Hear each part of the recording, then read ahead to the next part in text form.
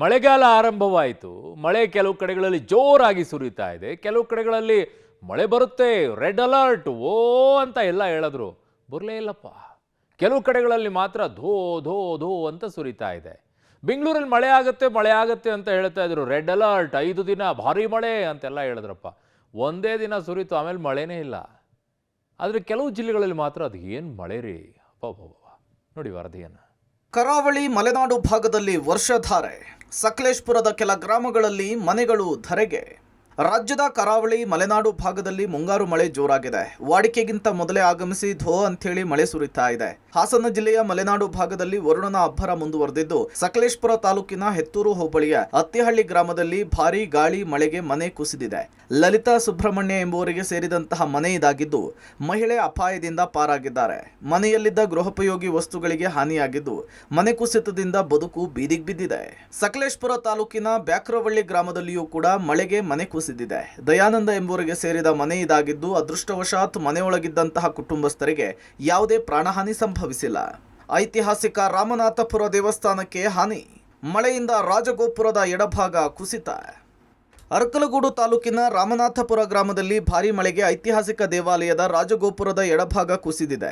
ಕಾವೇರಿ ನದಿ ದಡದಲ್ಲಿರುವ ಶ್ರೀ ಚತುರ್ ಯುಗಮೂರ್ತಿ ಶ್ರೀ ರಾಮೇಶ್ವರ ದೇವಸ್ಥಾನ ನಿರಂತರ ಮಳೆಗೆ ದೇವಸ್ಥಾನದ ಗೋಪುರ ನೆಂದು ಹೋಗಿತ್ತು. ಎಡಬಿಡದೆ ಸುರಿತಾ ಇರುವಂತಹ ಮಳೆಯಿಂದ ಸ್ವಲ್ಪ ಪ್ರಮಾಣದಲ್ಲಿ ರಾಜಗೋಪುರದ ಎಡಭಾಗ ಕುಸಿದು ಬಿದ್ದಿದೆ. ಸಕಲೇಶಪುರ ಭಾಗದಲ್ಲಿ ಧಾರಾಕಾರ ಮಳೆ, ಹಲವು ಗ್ರಾಮಗಳಿಗೆ ರಸ್ತೆ ಸಂಪರ್ಕ ಕಡಿತ.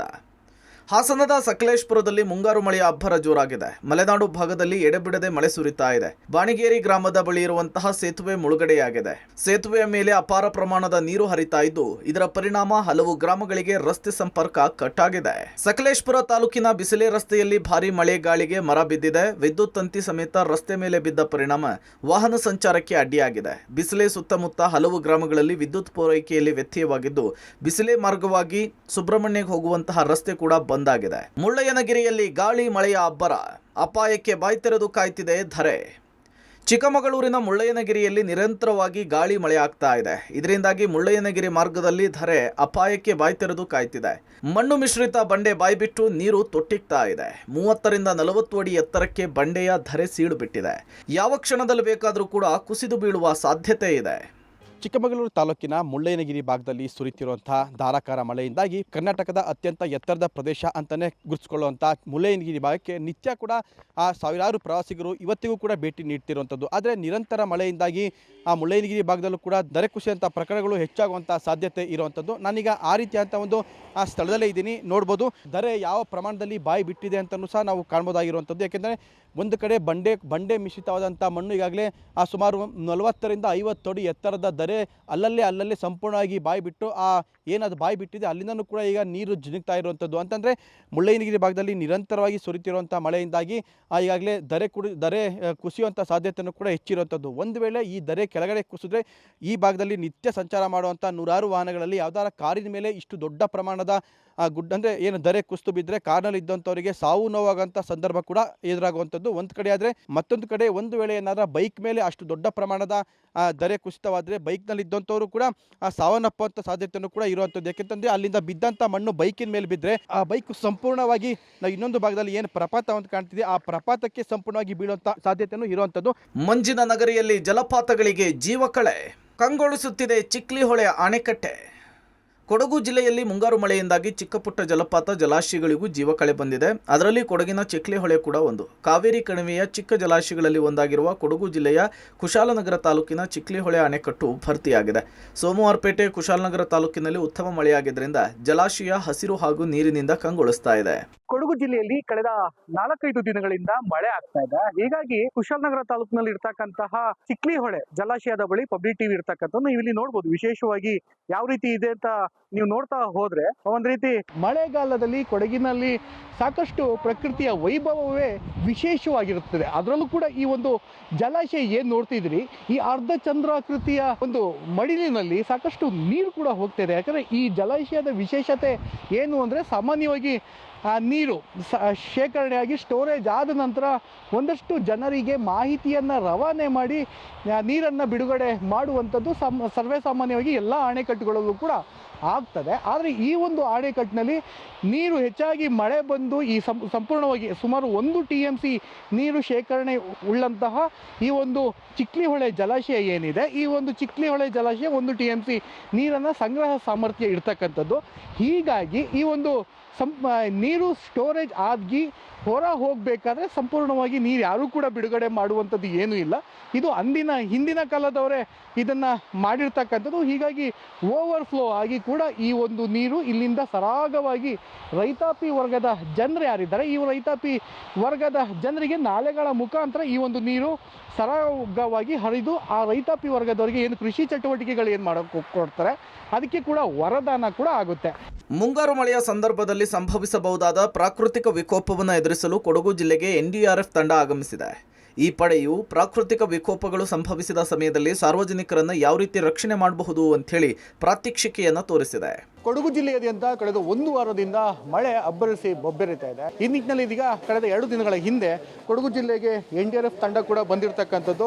ಕಳೆದ ಬಾರಿಯಂತೆ ಏನಾದ್ರು ಅನಾಹುತಗಳು ಏನಾರು ಆದರೆ ಈ ಹಿಂದಿನ ವರ್ಷಗಳು ಅಲ್ಲಿ ಆದಂತಹ ಅನಾಹುತಗಳಿದೆಯಲ್ಲ ಅದೆಲ್ಲವೂ ಕೂಡ ಅನುಸಾರವಾಗಿ ಏನಾದ್ರು ಸಮಸ್ಯೆಗಳು ಆದರೆ ಅಂತಹ ಜನರನ್ನು ರಕ್ಷಣೆ ಮಾಡಲಿಕ್ಕೆ ಈಗಾಗಲೇ NDRF ತಂಡ ಕೂಡ ಬಂದಿರತಕ್ಕಂಥದ್ದು. ಈಗಾಗಲೇ ಮಾಕ್ ಡ್ರಿಲ್ ಕೂಡ ಮಾಡಿರ್ತಕ್ಕಂಥದ್ದು. ನಿನ್ನೆನೂ ಕೂಡ ಒಂದಷ್ಟು ಸೂಕ್ಷ್ಮ ಪ್ರದೇಶಗಳನ್ನ ವೀಕ್ಷಣೆಯನ್ನು ಮಾಡಿ ಬಂದಿರತಕ್ಕಂತಹ ಈ ಒಂದು ತಂಡ ಈಗಾಗಲೇ ಅವ್ರು ತಂದಿರತಕ್ಕಂಥ ಸಾಕಷ್ಟು ಸಲಕರಣೆಗಳೇನಿದೆ ಎಲ್ಲರೂ ತೊಂದರೆಗೆ ಸಿಲುಕಿಕೊಂಡಂತಹ ಜನಗಳನ್ನು ರಕ್ಷಣೆ ಮಾಡಬೇಕು ಅಂತ ಇದ್ದಂತಹ ಸಂದರ್ಭದಲ್ಲಿ ರೋಪ್ಗಳನ್ನ ಬಳಸುವಂಥದ್ದು, ಹಗ್ಗ ಹಾಕಿ ಜನರನ್ನು ರಕ್ಷಣೆ ಮಾಡುವಂಥದ್ದು, ಅದಕ್ಕೆ ತಕ್ಕಂತಹ ಯಂತ್ರೋಪಕರಣಗಳು ಮಿಷಿನರಿಗಳನ್ನು ಕೂಡ ತಂದಿದ್ದಾರೆ.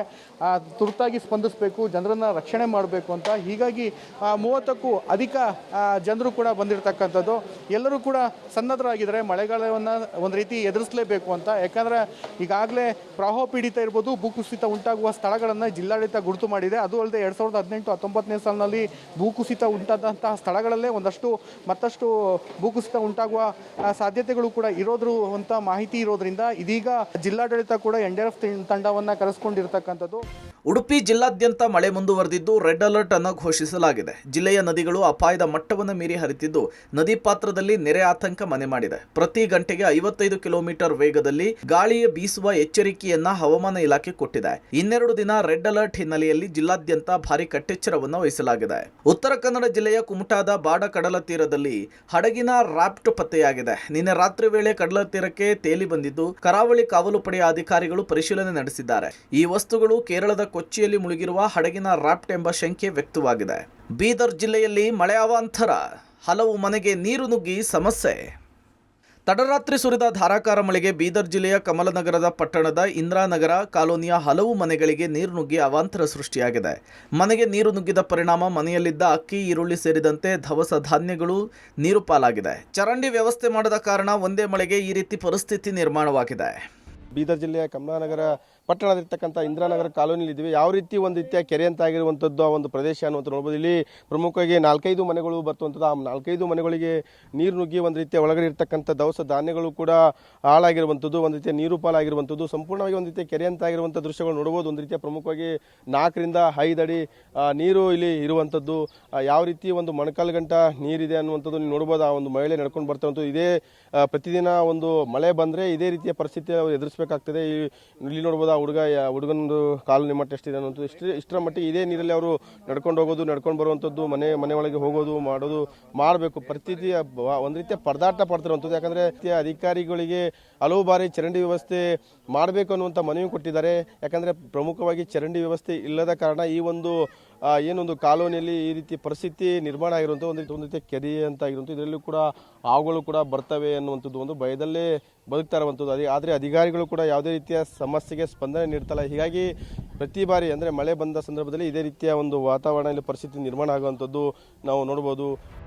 ರಾಯಚೂರು ಜಿಲ್ಲೆಯಲ್ಲೂ ಕೂಡ ಸುರಿದ ಮಳೆಗೆ ಹಲವೆಡೆ ಹಳ್ಳ ಕೊಳ್ಳಗಳು ತುಂಬಿ ಹರಿತಾ ಇದೆ. ಮಾನ್ವಿ ತಾಲೂಕಿನ ದೋತರಬಂಡಿ ಹಳ್ಳದ ಸೇತುವೆ ಮುಳುಗಡೆಯಾಗಿದ್ದು ಉಟಕನೂರು, ಬೆಳವಟ್ಟ, ದೂತರಬಂಡಿ ಗ್ರಾಮಗಳ ರಸ್ತೆ ಸಂಪರ್ಕ ಕಡಿತವಾಗಿದೆ. ಹಳ್ಳದ ಸೇತುವೆ ಮಧ್ಯದಲ್ಲಿ ದೊಡ್ಡದಾದ ಕಂದಕ ಸೃಷ್ಟಿಯಾಗಿ ಹಳ್ಳ ದಾಟ್ತಾ ಇದ್ದ ಬೈಕ್ ಸವಾರರು ಬಿದ್ದಿದ್ದಾರೆ. ಅದೃಷ್ಟವಶಾತ್ ಯಾವುದೇ ಪ್ರಾಣಹಾನಿ ಸಂಭವಿಸಿಲ್ಲ. ಹಳ್ಳದಲ್ಲಿ ಬಿದ್ದ ಬೈಕ್ ಅನ್ನ JCB ಮೂಲಕ ಗ್ರಾಮಸ್ಥರು ಹೊರತೆಗೆದಿದ್ದಾರೆ. ಮಹಾರಾಷ್ಟ್ರದಲ್ಲಿ ಮಳೆಯ ಪರಿಣಾಮ ವಿಜಯಪುರದಲ್ಲಿ ಭೀಮಾ ನದಿ ಉಕ್ಕಿ ಹರಿತಾ ಇದೆ. ಮಹಾರಾಷ್ಟ್ರದ ನೀರಾ ಜಲಾಶಯದಿಂದ 50,000 ಕ್ಯೂಸೆಕ್ಸ್ ಭೀಮಾ ನದಿಗೆ ನೀರನ್ನು ಹರಿಬಿಡಲಾಗಿದೆ. ಜಡಚಣ ತಾಲೂಕಿನ ಹಿಂಗಣಿ ಬ್ಯಾರೇಜ್ನ 5 ಗೇಟ್ ಪೈಕಿ 2 ಗೇಟ್ ಓಪನ್ ಮಾಡಿದ್ರಿಂದ ನೀರು ಸಂಗ್ರಹವಾಗಿ ಜಮೀನುಗಳಿಗೆ ನುಗ್ಗಿದೆ. ನೀರಲ್ಲಿ ನೂರಾರು ಪಂಪ್ ಸೆಟ್ಗಳು ಮುಳುಗಿದ್ರೆ ಇನ್ನು ಕೆಲ ಪಂಪ್ ಸೆಟ್ಗಳು ಕೊಚ್ಚಿ ಹೋಗಿವೆ.